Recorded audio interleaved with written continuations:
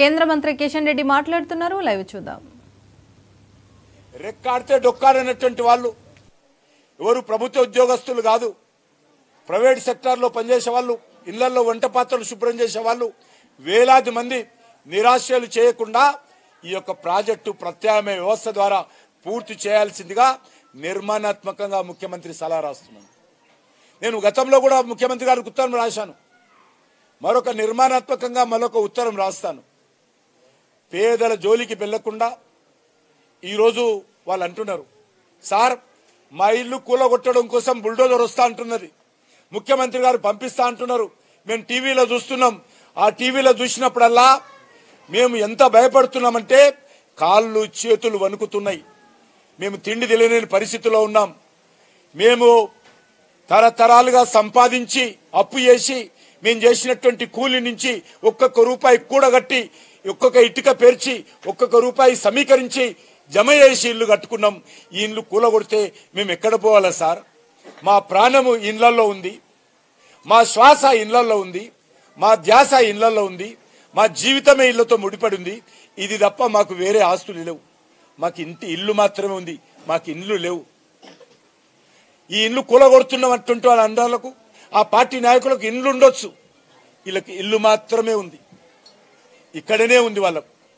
కాబట్టి ప్రభుత్వము పట్టింపులకు పోవద్దు, ప్రతిష్టాత్మక పోకూడదు, కక్షతో వ్యవహరించకూడదు, కక్షపూరితంగా ఉండకూడదు. పార్టీల మీద కోపంతో, నా మీద కోపంతో, బీజేపీ మీద కోపంతో పేదల ఇళ్లకు ఎసరు పెట్టొద్దు. అదొక్కటే నేను ముఖ్యమంత్రి గారు కోరుతా ఉన్నాను.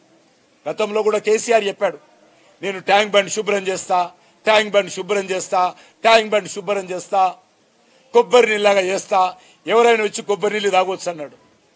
10 ఏళ్ళు అన్నాడు, పోయాడు, ఫామ్ హౌస్కి వెళ్ళిపోయాడు.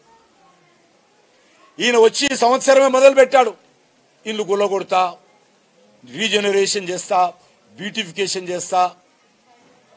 ఎస్, ఆ రోజు కూడా సపోర్ట్ చేశాము. ట్యాంక్ బండ్ క్లీన్ చేయాల్సిన అవసరం ఉంది. ట్యాంక్ బండ్ నగరం నడిబొడ్డున ఉంది, దాన్ని కూడా బ్యూటిఫికేషన్ చేయాల్సిన అవసరం ఉంది. కాలుష్యాన్ని తొలగించాల్సిన అవసరం ఉంది. ఆయన చేయలేదు, ఈయన కూడా చేయాల్సిందే కోరుతా ఉన్నాను.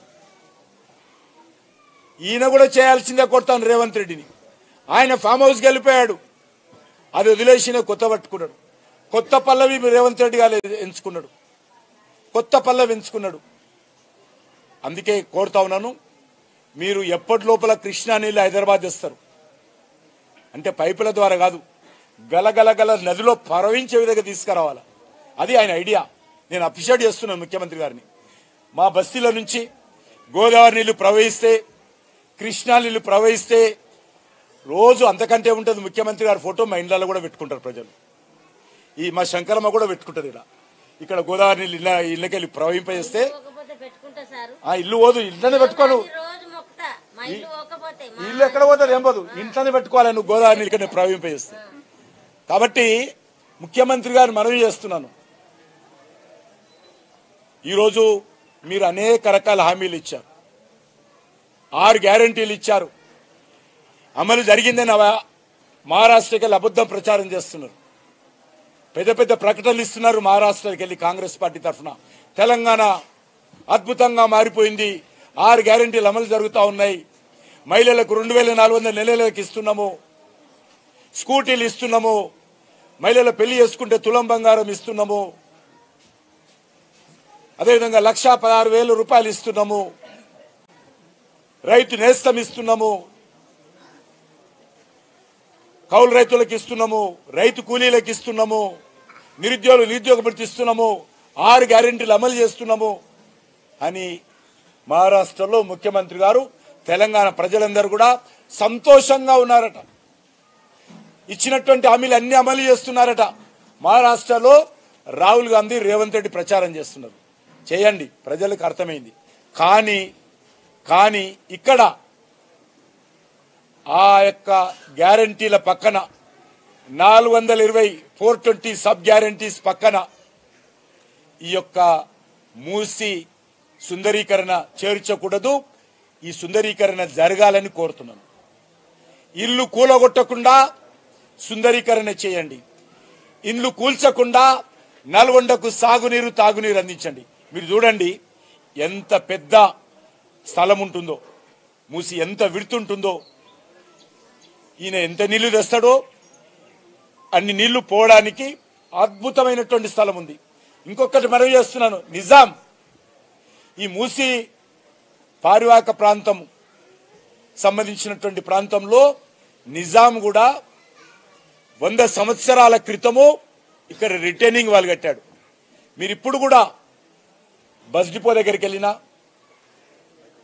లేకపోతే చాదర్ఘట్ బ్రిడ్జ్ దగ్గరికి వెళ్ళినా, లేకపోతే నాయపూల్ దగ్గరికి వెళ్ళినా, ఉస్మానియా హాస్పిటల్ దగ్గర చూసినా, హైకోర్టు ముందు చూసినా ఇప్పటి కూడా రిటైనింగ్ వాల్ ఉంది. అప్పుడు కూడా నిజాం కట్టాడు. నేను ఇప్పుడు కూడా మనవి చేస్తా ఉన్నాను, నిజాం ఏ రకంగానైతే రిటైనింగ్ వాల్ కట్టి ఇక్కడ మూసి అద్భుతంగా ఆయన ఉన్నప్పుడు ప్రవహింప జరిగిందో ఇప్పుడు కూడా అదే విధంగా చేయాల్సిందే కోరుతున్నాను. ఇండ్లు కూలగొట్టడం సమస్య పరిష్కారం కాదు, ఇండ్లు కూల్చడం ఏకైక మార్గం కాదు. రిటైనింగ్ వాల్ కట్టి పేదల ఇల్లు కూల్చకుండా ఉండడమే ఈరోజు ప్రభుత్వం ముందు ఉన్నటువంటి చాలా సులభమైనటువంటి ఆచరణ యోగ్యమైనటువంటి పని జరిగేటువంటి వేగవంతంగా నల్గొండ జిల్లా ప్రజలకు సాగునీరు తాగునీరు అందించేటువంటి ప్రాజెక్టు. మేమేదో 20 ఏళ్ల తర్వాత ఇస్తామంటే నల్గొండ ప్రజలు సిద్ధంగా లేరు. వేగవంతంగా ఇవ్వండి. నేను కోరుకుంటున్నా, మీరు మళ్ళీ ముఖ్యమంత్రి కాలేరు, ఈ ఒక్క టర్మే ఉంటారు. ఇది కూడా మీ పార్టీ వాళ్ళు సహకరిస్తే. కాబట్టి ఈ టర్ములో ఈ మూసి పునర్జీవం చేసి నల్గొండ జిల్లాకు నీళ్లు ఇవ్వాల్సిందిగా నేను రేవంత్ రెడ్డిని కోరుతా ఉన్నాను. వేగవంతంగా చేయాలి. ఇల్లు కూలగొట్టి 1,50,000 తెచ్చి ఏదో చేస్తా అంటే ఇప్పుడు జరిగేటువంటి పరిస్థితి లేదు. అంతేకాకుండా ముఖ్యమంత్రి గారు ఎవరి మీద అనాలి, దేశ వ్యతిరేక శక్తుల మీద, సంఘ వ్యతిరేక శక్తుల మీద ఈరోజు బుల్డోజర్ ఎక్కియాలి. శంకరమ్మ మీద కాదు, శంకరమ్మ ఇంటి మీద కాదు ఎక్కించాల్సింది బుల్డోజరు. అడ్డం వస్తే ఎక్కిస్తా అంటే శంకరమ్మ మీద ఎక్కియాలి రేవంత్ రెడ్డి గారు, ఈ తల్లి మీద ఎక్కియాలి. ఇదేనా నీకు ఓటేసి గెలిపించినందుకు ఈ శంకరమ్మ తల్లి మీద బుల్డోజర్ ఎక్కిస్తావా? ఈ శంకరమ్మ తల్లి ఇల్లు కూల్చేస్తావా? ఇందుకే ఓటేస్తామా? ఇందిరమ్మ రాజ్యం అంటే శంకరమ్మ ఇల్లు కూల్చడమా? ప్రజారాజ్యం అంటే శంకరమ్మ ఇల్లు కూల్చడమా? మార్పు అంటే శంకరమ్మ ఇల్లు కూల్చడమా? ఇందిరమ్మ రాజ్యం అంటే శంకరమ్మ ఇల్లు కూల్చడమా? ఈరోజు ముఖ్యమంత్రి గారు చెప్పాలి. కాబట్టి నేను ముఖ్యమంత్రి గారు మనవి చేస్తా ఉన్నాను, పేద ప్రజల తరఫున మనవి చేస్తా ఉన్నాను. మేము భారతీయ జనతా పార్టీ తరఫున డిమాండ్ చేస్తాము, కానీ పేద ప్రజల తరఫున మనవి చేస్తా ఉన్నాను. ఇల్లు కూల్చకుండా కార్యాచరణ చేయండి. మీరు ఎప్పుడు కడతారో తెలియదు, పైసలు ఎప్పుడు వస్తాయో తెలియదు, ఎప్పుడు నీళ్ళు వస్తాయో తెలియదు, కానీ ఇల్లు ఇప్పటికే కూల్స్తానని మార్కింగ్ చేసిపోతున్నారు అధికారులు వచ్చి. కాబట్టి నేను మా పార్టీ తరఫున మా పార్టీ నాయకులందరూ, గౌరవ పార్లమెంట్ సభ్యులు కానీ, గౌరవ శాసనసభ్యులు కానీ, గౌరవ మాజీ మంత్రివర్యులు కానీ, మా పార్టీ రాష్ట్ర పదాధికారులు కానీ అందరు కానీ సుమారు 20 బస్తీలలో రాత్రి ప్రజలతో ఉండి వాళ్ళకు ధైర్యం చెప్పేటువంటి ప్రయత్నం చేశాం. మీరెవరు కూడా టెన్షన్ ఉండకూడదు, మీరెవరు కూడా ప్రాణం మీదకి తెచ్చుకోకూడదు భయపడి. మీ కుటుంబాలు బాగుండాలి, మీకు అండగా మేము ఉంటామని. ఇంకొక విషయం అంటున్నాడు, ప్రజలను మేము రెచ్చగొడుతున్నామని. మేమెవరము రెచ్చగొట్టడం లేదు. ఎవరైనా మా శంకరమ్మ పోతామన్నా, ఇంకో తల్లి పోతాన్నా మాకే రకమైనటువంటి అభ్యంతరం లేదు. వాళ్ళు పోతామంటే అడ్డుకునే శక్తి మాకెవరుకున్నది? ఎవరు మేము అడ్డుకోవడానికి?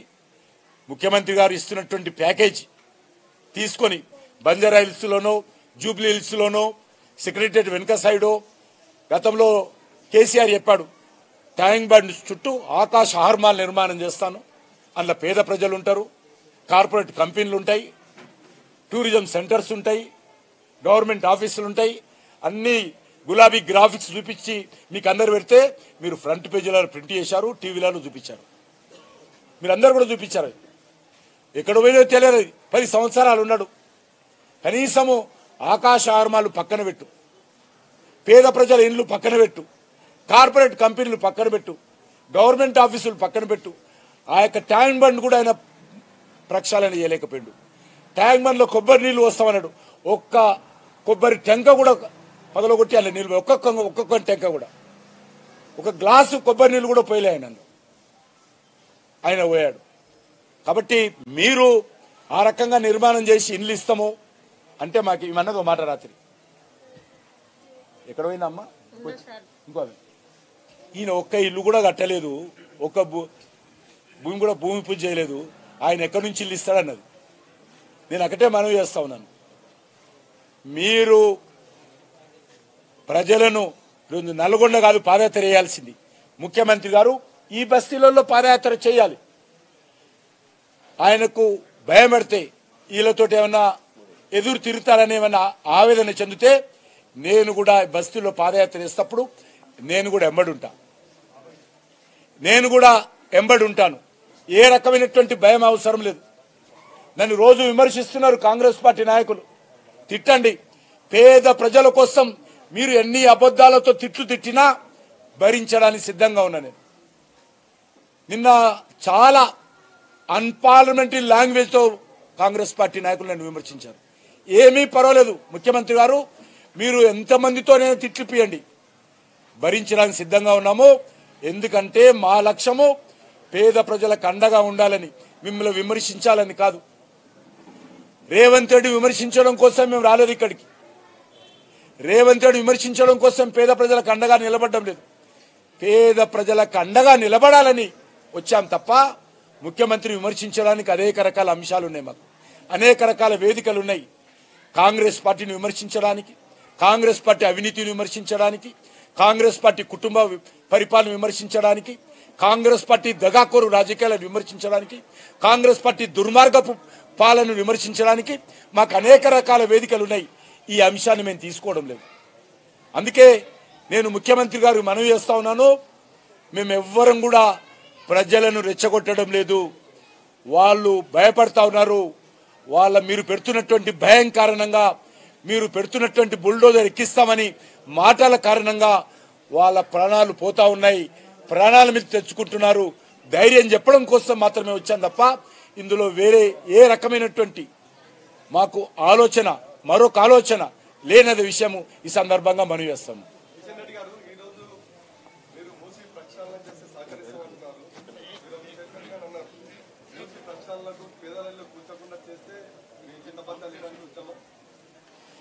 నేను ఏమ్మా శంకరమ్మ, మన ముఖ్యమంత్రి గారు ఈ యొక్క ప్రక్షాళన చేస్తున్నప్పుడు మనమందరం కూడా మనం ఇళ్లలో పనిచేస్తాం కదా, ఒక వారం రోజులు మనకు వచ్చేటువంటి జీతం ముఖ్యమంత్రికి ఇస్తాం కదా. ఇస్తాం సార్. మా ఇండ్లు మాకుంటే మేము కష్టం చేసి ఇండ్లలో పాస్ పని చేసుకొని ఇస్తాం సార్. నేను కూడా మా యొక్క జీతం పార్లమెంట్ సభ్యుడిగా, కేంద్ర మంత్రిగా వచ్చే జీతం కూడా ఇస్తాం మేము. అదే కాదు, ఈ యొక్క పని మొదలుపెట్టినప్పుడు మొదటి రోజు మాకు అవకాశం రాణిస్తే పోలీసులను పెట్టి మమ్మల్ని అడ్డుకోకుండా ఆ యొక్క పనులు మొదలు పెట్టిన రోజు మేమందరం మా పార్టీ కార్యకర్తలతో, మా బస్తీ ప్రజలతో శ్రమదానం కూడా చేస్తామని మనం చేస్తా ఉన్నాం. శ్రమదానం కూడా చేస్తాము. ఇది సస్యశ్యామలం చేయాలి, రీజనరేషన్ చేయాలి, అదేవిధంగా బ్యూటిఫికేషన్ చేయాలి. నల్గొండ జిల్లా ప్రజలకు సాగునీరు, తాగునీరు అందించాలి. దానికోసము మేము శ్రమదానం చేయడానికి కూడా సిద్ధంగా ఉన్నాం.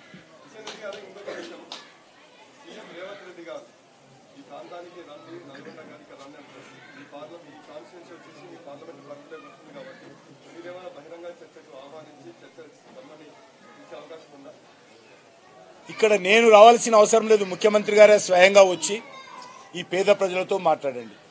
ముఖ్యమంత్రి గారు రావాలంటే ఎంబడుగు రావడానికి కూడా సిద్ధంగా ఉన్నాను నేను. ఎక్కడ కూడా ఏ రకమైనటువంటి ఇబ్బంది ఉండదు, ప్రొటెస్ట్ ఉండదు. వాళ్ళని ఒప్పించండి. వాళ్ళు ఒప్పించి వాళ్ళు పోతామంటే భారతీయ జనతా పార్టీ కానీ నాకు కానీ అభ్యంతరం లేదు. ఎందుకంటే ఆయన హైటెక్ స్టీల్ ఇల్లు కట్టిస్తాడా, జూబ్లీహిల్స్లో ఇల్లు కట్టిస్తాడా, బంజారాహిల్స్లో ఇల్లు కట్టిస్తాడా, సెక్రటరియట్ పక్కన ఇల్లు కలిస్తాడా, కేసీఆర్ అన్నట్టు ట్యాంక్ బండ్ పక్కన ఆకాశ ఆర్మాలు నిర్మాణం చేసి అక్కడ ఇల్లు ఇస్తాడా, వాళ్ళ ఇష్టం. మాకు ఏ రకమైనటువంటి ఇబ్బంది లేదు. పోరానికి వాళ్ళు సిద్ధంగా ఉంటే అడ్డుకొనేటువంటి అవసరం మాకు లేదు. మేము అడ్డుకుంటే వారు ఆగరు కూడా. మా ఇండ్లు మాకు కావాలి, మా ఇండ్ల జోలికి వస్తే మేము ఊకుండేది లేదు సార్. ఎంతకైనా తెగిడుస్తాము, రాళ్లతోటి కట్టెలతోటి కొట్టి చంపుతాం. చూడు సార్, మా ఇండ్లే మాకు పానం, అది తప్ప మాకేం లేదు సార్. ఇక లేదు, అట్లా మనం రెచ్చగొట్టద్దు, మనం శాంతియుతంగా ఉండాలి. డాక్టర్ బాబాసాహెబ్ అంబేద్కర్ రాజ్యాంగ స్ఫూర్తితో మహాత్మా గాంధీ మనకు ఇచ్చినటువంటి స్ఫూర్తితో మరి ప్రశాంతమైనటువంటి వాతావరణంలో శాంతియుతమైనటువంటి అహింసాయుతమైనటువంటి పద్ధతిలో మన యొక్క ఉద్యమాలు చేద్దాం. మీకు అండగా మేముంటాము. ఎవరు కూడా వైలెన్స్ పడొద్దు. ముఖ్యమంత్రి గారిని వ్యక్తిగతంగా తిట్టాల్సిన అవసరం లేదు. అక్కడక్కడ ముఖ్యమంత్రి గారిని వ్యక్తిగతంగా తిడతా ఉన్నారు. ఆ రకంగా తిట్టినంత మాత్రాన సమస్య పరిష్కారం కాదు. ఆ యొక్క ఆలోచన కూడా మంచిది కాదు. మన నిరసనను వ్యక్తం చేద్దాం.